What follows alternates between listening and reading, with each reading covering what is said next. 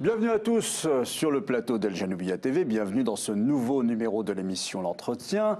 Cette fois-ci, j'ai le plaisir d'accueillir Ghaleb Bencher. Vous êtes islamologue et vous avez contribué largement depuis tant d'années maintenant en France à enseigner un petit peu ce qu'est l'islam et à des musulmans et à des non-musulmans qui l'ont découvert à travers notamment votre émission à la télévision, celle que vous animez, qui s'appelle Islam sur France Télévisions. Bienvenue, Ghaleb Bencher, et merci. Merci de m'accueillir. Marhaba bik. Merci, shukran. Alors, justement, à partir de ce que je viens de dire, on peut dire que vous êtes un expert, parce que vous travaillez aussi beaucoup sur le terrain, de cette évolution de l'islam en France, disons depuis les années 80, fin des années 80, à nos jours, et vous avez vu cette évolution, vous avez vu cette transformation, vous avez vu comment les choses se sont devenues. Quel est votre premier bilan ? Alors, vous avez évoqué ce titre d'expert, on le dit généralement pour le spécialiste, mais ça peut valoir pour l'expert et celui qui sait presque tout sur presque rien par définition. Si son champ de compétences se restreint de plus en plus.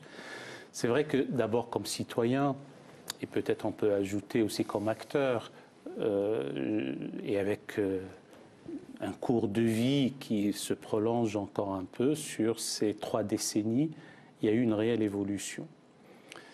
Mon regard risque d'être sévère si nous sommes arrivés à ces situations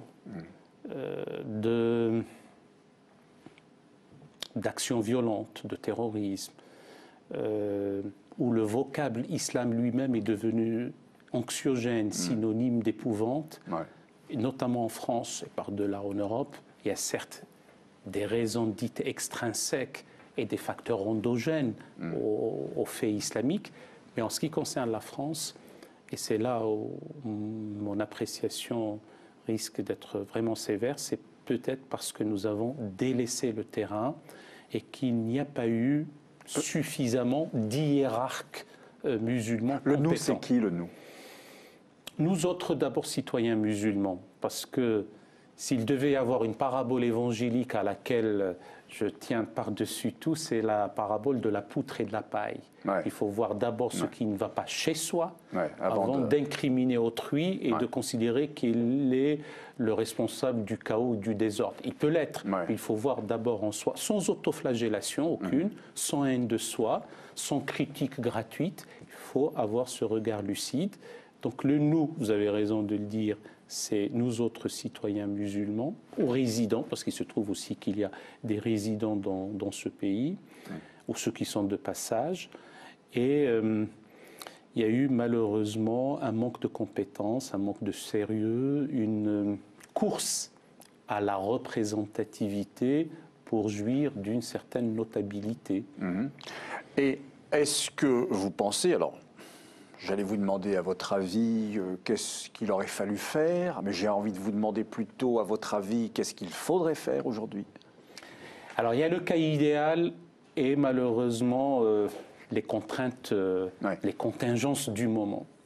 Le cas idéal eût été, j'utilise vraiment le conditionnel seconde forme, que des hommes et des femmes sérieux, instruits, compétents, intelligents, et j'entends par là l'intelligence du cœur et de l'esprit, cette hybridation de l'intelligence, puissent prendre en main leur propre destinée, avoir, j'ai parlé d'hiérarques, mais aussi d'imams, de mouftis, de cheikhs, d'intellectuels, de théologiens, de philosophes. Donc il y a là la formation du musulman avant tout, plus une compréhension de qu'est-ce que c'est que la citoyenneté, qu'est-ce que c'est que l'implication dans une société sécularisée, qu'est-ce que c'est que vivre dans un État sous la voûte commune de la laïcité. Donc prendre à bras le corps ces questions épineuses, les questions de l'heure, les questions de modernité, les questions de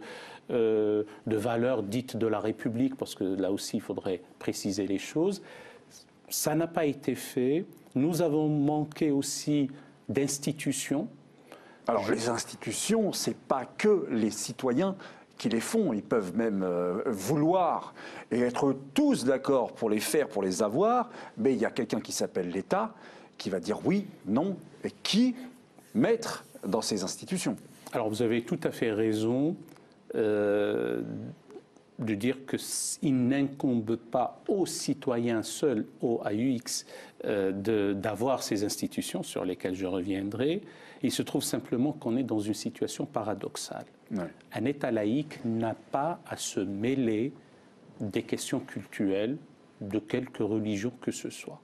C'est par la loi. Il y a une séparation de l'Église et de l'État, ou des Églises et de l'État. Donc la désintrication entre la politique et la religion fait en sorte que les pouvoirs publics ne peuvent pas se mêler, ne peuvent pas s'immiscer, ils ne peuvent pas ériger donc des institutions.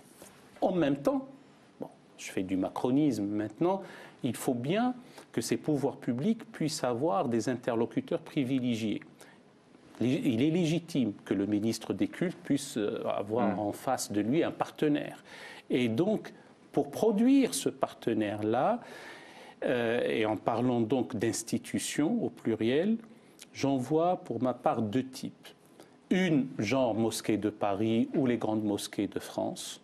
Ce n'est pas la peine d'aller aux grandes mosquées cathédrales, mais en tout cas des grandes mosquées qui existent déjà. Et pourquoi pas, du point de vue historique, la grande mosquée de Paris. Et aussi des instituts genre faculté de théologie, institut d'islamologie appliquée. Nous avons besoin de l'islamologie savante en France et un peu partout de par le monde. C'est parce que c'est d'intelligence que nous avons besoin. Et donc ça, pour l'instant, l'encéphalogramme est plat. Parce que si ces institutions-là étaient présentes, et elles avaient existé, ou du moins celles qui sont présentes avaient joué bien leur rôle, avec des symposia, des colloques, des congrès, des conférences, des séminaires. Il y a eu des années de conférences, Ghaleb Bencher.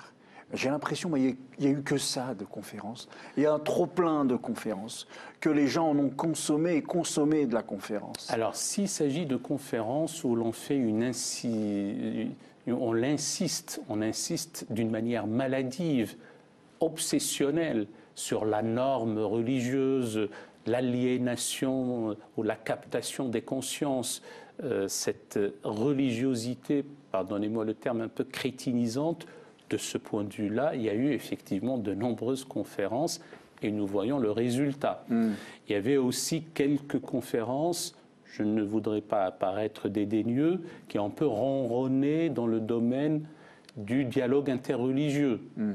Ça n'a pas été assez. Nous avons besoin d'être éduqués à l'altérité confessionnelle, bien entendu.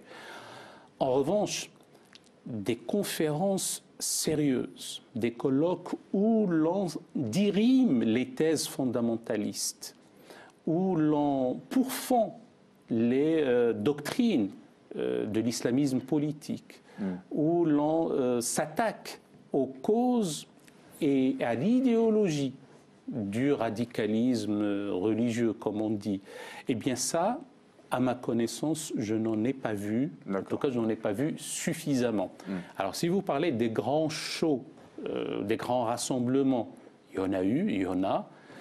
Dans certains cas, ça ressemble beaucoup plus à la foire. Ça me fait rappeler la foire de Rocade. Donc, bon, et on vend, on achète des choses, et puis telle ou telle conférence, on harangue les foules, et on en reste là. On est dans une rationalité fermée, si je puis dire. Or, il est temps peut-être de sortir de cette raison religieuse, la pensée magique, la superstition aussi. Nous avons besoin de ça véritablement. Pour respirer, on a besoin de ça comme on aurait besoin d'oxygène. Alors, vous pensez que c'est en train de se faire, là ?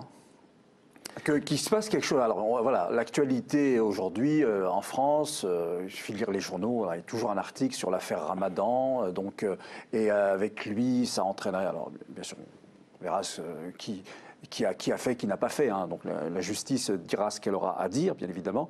Mais on a l'impression qu'il y a la fin de quelque chose et donc le début d'autre chose. Oui, ce que vous dites là me fait rappeler la citation d'Antonio Gramsci, quand il dit « Lorsque le passé se meurt et le futur n'est pas encore advenu, c'est dans le clair-obscur que peuvent surgir les monstres. » Et Goya ça fait peur, dit, ça fait peur. On ne sait pas. Ouais. Et Goya dit le sommeil de la raison fait sortir, produit des monstres. Donc, il ne faut surtout pas, dans cette période-là, que l'on abdique sa raison et son intelligence. Alors, qu'est-ce qu'il faudrait faire dans cette période-là, selon vous? Alors, il y a une prise de conscience. C'est facile de présenter les choses comme ça. L'épreuve a été difficile. Nous autres musulmans, je ne me réfère pas exclusivement à la confession. Je parle aussi comme citoyen. La composante islamique de la nation française a pâti non seulement des attentats qui ont marqué l'annus horribilis de 2015 et d'autres, mais aussi elle pâtit d'une situation de tension, de friction avec le reste aussi des composantes de la nation. Est-ce qu'il faudrait pour cela brosser un tableau noir? Non, parce que l'épreuve peut être salvifique. La crise est salvatrice, pour peu qu'on sache prendre les décisions qu'il faut. Donc votre question, qu'est-ce qu'il faut faire? Il se trouve qu'entre-temps, on a un président de la République qui a envie de structurer l'islam de France. Alors là, déjà, bon, d'autres l'ont dit, le fera-t-il? Nous verrons. On est toujours dans le même paradoxe, c'est que l'initiative vient des pouvoirs publics et je demeure, dans ce que nous avons dit, par rapport à ce que nous avons dit au début de notre entretien, convaincu qu'il n'incombe pas au pouvoir public, ni au président de la République, ni au ministre chargé des cultes, donc le ministre de l'Intérieur, d'aller structurer, organiser un culte quel qu'il soit. Et en même temps, je comprends qu'ils aient besoin d'avoir donc ces interlocuteurs-là. Maintenant, l'initiative est venue de sa part. J'ai envie de la comprendre comme étant une catalyse, jouer le rôle d'un catalyseur. J'emprunte la métaphore à la chimie. Quand vous avez une réaction chimique, vous avez les réactifs, vous avez après les produits, et parfois on a besoin d'un catalyseur pour favoriser la réaction. Et donc, les temps sont mûrs pour que toute une génération de jeunes pousses, d'universitaires, d'hommes et de femmes responsables, vierges, j'allais dire, par rapport aux petites affaires, les petites entourloupes. C'est important, ça? À mon avis, c'est important. Alors, ça voudrait dire de nouveaux visages. Et de nouveaux visages, ou du moins, même s'ils n'étaient pas si nouveaux que ça, au moins ceux qui n'avaient pas trempé dans les questions du business, des affaires, de... le halal, enfin, tout le marché qui a émergé autour de ce qui est licite ou de ce qui n'est pas illicite, le pèlerinage, etc. En tout cas, ceux qui ont cherché, coûte que coûte, j'ai utilisé le terme de notabilité en parlant simplement d'islam. Donc cette génération-là, et aussi en passant le relais, parce qu'on ne peut pas créer comme ça ex nihilo. Donc ceux qui étaient là peuvent passer le relais pour qu'il y ait ce sens des responsabilités, banaliser, harmoniser, pourquoi pas, mais en tout cas banaliser l'élément islamique en France. Et moi, j'ai beaucoup dit, alors je vous le dis aussi à vous, Ghaleb Bencher, est-ce que les musulmans ont tant besoin que ça de représentants? Non. Alors, aussi étonnant que ça puisse l'être, non. Parce qu'il pourrait tout simplement dire au président, écoutez, c'est bien beau, c'est bien gentil, mais on n'en veut pas, non. C'est vous notre représentant, finalement. Alors, justement, le non catégorique, c'est qu'on se méprend sur le terme ou sur le verbe représenter, représentation, etc. Dans un État laïque, dans une société sécularisée, ouverte au sens de Karl Popper, ouverte, démocratique, les citoyens sont représentés politiquement, rien d'autre.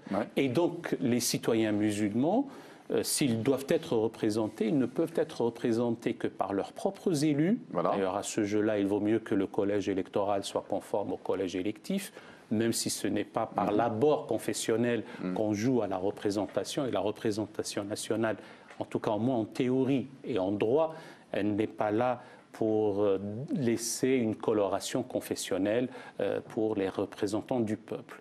La réalité est peut-être un peu plus complexe. Mais en tout cas, en droit, non. Donc les citoyens français de confession islamique ne peuvent être représentés que politiquement et par leurs propres élus. Ceux qui sont résidents se réfèrent à leur propre consulat, à leur ambassade, à leur légation. Ça, c'est une autre affaire. Maintenant, qu'il faille avoir une instance organisatrice du culte, un organisme, une association, un conseil, etc., quelque part, oui. La difficulté, c'est que l'obédience sunnite n'arrive pas facilement à... Mais peut-elle seulement y arriver quand ces obédiences sunnites, finalement, justement, je dis c'est parce que, alors ça vient de Turquie, ça vient du Maroc, d'Algérie, ça vient des Comores, ça vient du Sénégal, ça vient... Il y a tant de pays d'origine. Et tous ces pays, selon qu'ils soient forts ou moins, un petit peu moins forts, veulent, comme naturellement, peser un tant soit peu sur ce qu'ils considèrent leurs ressortissants. Oui, la complexité de l'affaire réside dans cette situation. Là aussi, l'abord devient avec le « en même temps ». Ça nous facilite par moments les choses et parfois ça les complique davantage. On ne peut pas continuer à dire il faut arrêter l'islam consulaire, ces États d'origine se mêlent d'un culte d'une catégorie des citoyens, c'est même une atteinte à la souveraineté de l'État français, etc. Mais il y a aussi, en tout cas pour une certaine génération, peut-être pas celle-là, la plus récente, et ce qui est curieux, c'est qu'il n'y a qu'une catégorie des citoyens dont on n'arrête pas l'énumération des générations, ce qui est curieux. On ne le fait pas pour d'autres, mais bon, en tout cas pour celle-là, il y a aussi un attachement affectif, il y a encore des liens, et quelque part, qu'il y ait ce lien-là, d'un point de vue affectif, c'est compréhensible, mais c'est l'immixtion directe par le financement qui poserait problème. Donc il vaut mieux rendre transparent et acceptable le financement qui vient parfois d'officines occultes, parfois d'un mécénat privé, et aussi cesser le deux poids deux mesures. Moi, je ne comprends pas pourquoi l'Église orthodoxe a été financée par la Russie au vu au sud de tous, et on ne dit rien. Il y a une bonne partie de la cathédrale d'Évry qui a été financée aussi par des souscriptions nationales et internationales, et on n'a pas dit grand-chose. Que le Maroc ait financé la mosquée de Saint-Étienne et celle d'Évry, bon, ça c'est fait. Maintenant, je pense qu'il faut peut-être soit laisser place à plus de transparence, et que la Cour des comptes puisse vérifier véritablement qui fait quoi et d'où viennent ces financements. Il y a toujours le vieil adage qui dit que celui qui rémunère l'orchestre choisit la musique. Donc il y aura toujours des conditions. Moi, je n'ai jamais vu quelqu'un financer sans en tirer profit. En tout cas, c'est rarissime. D'un côté. De l'autre,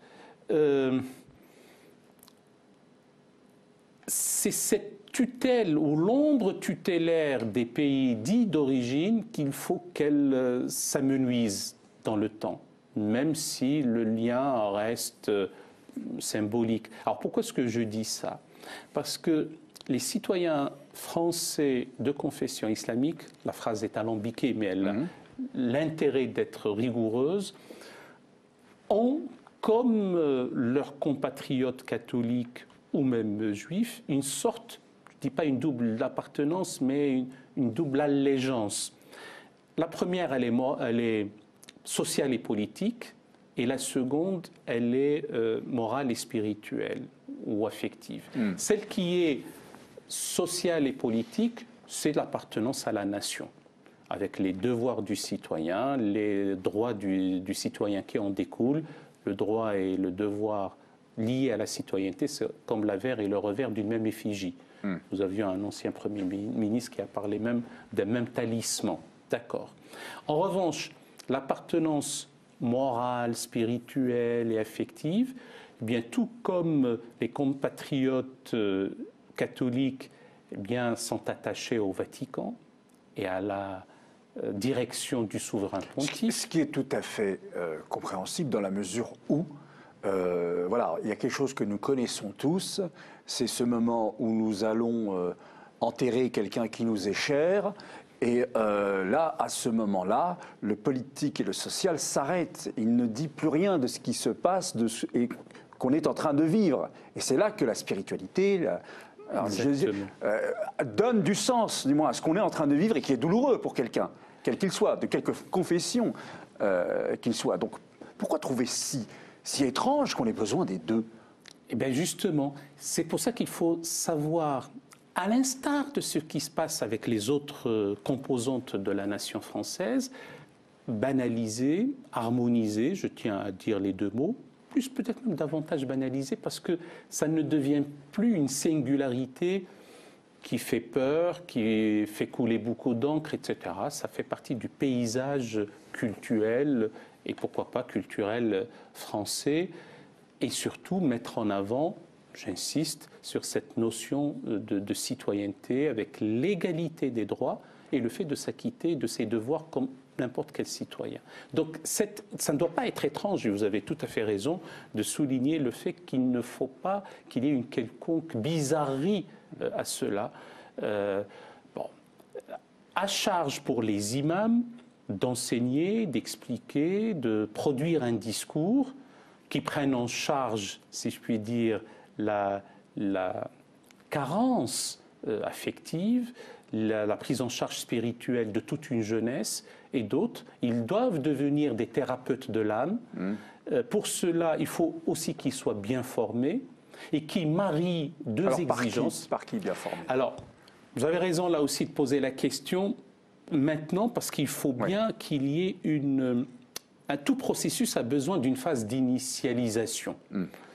Et pour le cas des imams, puisqu'on ne l'a pas fait jusqu'à présent, à titre personnel, je ne sais pas si je pourrais être suivi ou pas, profitons des départements concordataires. Je ne suis pas sûr, et je ne suis pas pour non plus pour que le concordat perdure. Mais il existe. Et dès lors qu'il existe, il vaut mieux qu'il profite aussi à la composante islamique. On ne peut pas nous dire, bon, c'est vrai que le Conseil constitutionnel s'est prononcé à 2 reprises sur ce point, mais la loi peut être aussi fabriquée, faite par le Parlement réuni. Et donc, on ne peut pas nous dire que la laïcité est une exception en France, que le concordat est une exception dans l'exception et que l'islam est une exception dans l'exception dans l'exception. Ce n'est pas sérieux. Avoir sur les deniers publics uniquement dans les 3 départements concordataires, donc les 2 départements d'Alsace et de Moselle, la possibilité d'instaurer un séminaire ou une faculté de théologie, former des imams sérieux, compétents, intelligents, des liturges, comme on dit, des ministres du culte, qui sachent donc allier à la fois l'héritage français, le patrimoine culturel de la France, même la geste de Roland qui n'est pas tendre vis-à-vis du prophète de l'islam, ça fait partie de ce patrimoine, il faut qu'ils le sachent. On ne leur demande pas d'être des savantissimes, mais il n'y a aucune raison pour que l'un d'eux ne puisse pas siéger sous la coupole à l'Académie. Ce n'est pas réservé qu'à Monseigneur Lustiger ou à Monseigneur d'Agens ou au grand rabbin de France ou tel pasteur. Donc ça peut être, et ça doit être le cas aussi pour des imams, un ou des imams.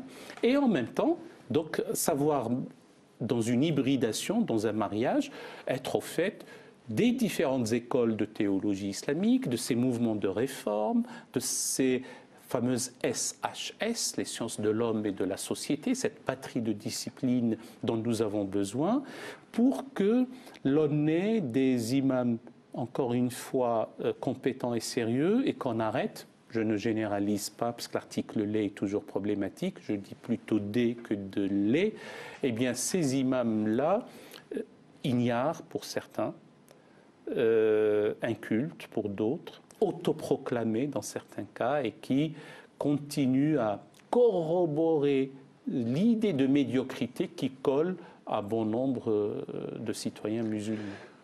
Alors, n'y aura-t-il pas, en admettant que ce que vous venez de nous décrire, et qui paraît évidemment raisonnable et qui devrait se faire, et ça, je pense que toutes les personnes intelligentes pensent cela, n'y aurait-il pas tout de même une levée de bouclier d'une certaine pensée, hein, la laïcité, en fait, n'a-t-elle pas été prise en otage par ces extrêmes? Parce qu'il y a aussi des extrémistes de la laïcité, hein, qui trahissent l'esprit même de la laïcité. Et cela ne joue-t-il pas justement contre le raisonnable, contre le... Alors il y a deux aspects dans votre question aussi pertinente. Le premier volet, c'est que les hommes ne reviennent au bon sens que lorsqu'ils ont tout essayé, selon le vieil adage. Est-ce qu'ils ont essayé autre chose? Je n'en sais rien. Mais à mon avis, ils finiront par revenir au bon sens si on fait crédit à l'intelligence humaine, à l'entendement et au sérieux. Le second point, oui, c'est vrai que nous avons ce qu'on appelle communément la fachosphère, et puis certains individus, des laïcards, des laïcistes, voilà. Laïcistes, du laïcisme avec le suffixe isme qui étouffe toujours la racine. On le connaît avec l'écologisme et l'écologie, le marxisme et Marx, l'islamisme et l'islam, et maintenant le laïcisme et la laïcité. Et donc ces laïcistes, laïcards, des gens belliqueux, ce sont des gens anticléricaux d'une manière générale, et particulièrement sont contre tout ce qui est islamique. J'ai pour habitude de dire qu'ils sont plus qu'islamophobes, ils sont mis-islamiques, du préfixe mésos qui veut dire haine, détestation et hostilité, alors que l'islamophobie, ça peut renvoyer à une simple peur. Ouais. Donc c'est tout le débat sur les mots, on pourra peut-être l'aborder une autre fois. Et donc ceux-là prennent en otage effectivement la laïcité et la trahissent son principe, parce que la laïcité est un principe de neutralité, un principe juridique. Et un principe juridique, certes sous-tendu par un corpus de valeurs, mais en tout cas, c'est un principe juridique de liberté. La liberté de croire, de ne pas croire, voilà. De pouvoir changer aussi de croyance. On oublie de... Voilà, mais parce que dans liberté de croire ou de ne pas croire, il y a quand même liberté de croire. Je veux dire, La liberté de croire, de ne pas croire, d'avoir des convictions garanties. Il y a cette phrase un peu alambiquée que je dis souvent, c'est la loi qui garantit le libre exercice de la foi aussi longtemps que la foi ne prétend pas dicter la loi. Parce que dans une société là aussi plurielle, composite, multiconfessionnelle, ouverte, sécularisée, démocratique, on ne peut pas venir se prévaloir de ses propres référents et les imposer à autrui. Ouais. Donc on a la garantie et la liberté d'exercer un culte, d'avoir une foi, pour peu qu'on ne l'impose pas à ses semblables et qu'on trouve un modus vivendi de bonne intelligence pour pouvoir vivre ensemble. Et dans ce point de vue-là, la laïcité garantit ce que d'aucuns appellent la cohabitation des sacrés. En réalité, nous avons besoin aussi, cette fois-ci, de nous, et au-delà simplement des musulmans, nous autres humains, nous semblables, hommes et femmes, d'investir intellectuellement la laïcité qui n'est plus ce concept autosuffisant. Si je dis laïcité, les gens mettent derrière le mot autant de définitions qu'ils perçoivent la réalité complexe avec le fait religieux. Et pour preuve, c'est qu'on éprouve le besoin de lui accoler une épithète, un adjectif. Alors, on a ceux qui parlent de laïcité positive, ouverte, bienveillante, et inclusive, tolérante, ce qui sous-entend ce que les grammairiens appellent des antonymes, c'est-à-dire fermée, négative, exclusive, malveillante, intolérante et que sais-je encore. Or, il se trouve que dans certains cas, étonnamment, les adjectifs affaiblissent le substantif. Si je dis démocratie participative, ce n'est pas la démocratie tout court. Et si je dis justice sociale, il ne s'agit pas de la justice tout court. Et parfois, quand je dis à quelqu'un ben, « je t'aime bien », ce n'est pas du même ordre que je lui dis « je t'aime tout court ». Le fait d'ajouter revient presque à diminuer. Tout à fait. Et de ce point de vue-là, pour la laïcité, nous avons besoin simplement, lorsqu'on dit laïcité, on comprend qu'il ne s'agit pas de la religion de ceux qui n'ont pas de religion. On comprend que c'est un concept sans contenu doctrinal, que ça n'a pas une épaisseur idéologique, que ce n'est pas il n'y a pas derrière une densité là aussi idéologique ou doctrinale qui rivalise avec les doctrines, les idéologies et les pensées religieuses dont elle est censée réguler la cohabitation. Merci beaucoup, Ghaleb Bencher. Merci. Eh bien voilà, je vous dis à bientôt pour un nouveau numéro de l'émission L'Entretien sur Al Janoubia TV. Au revoir.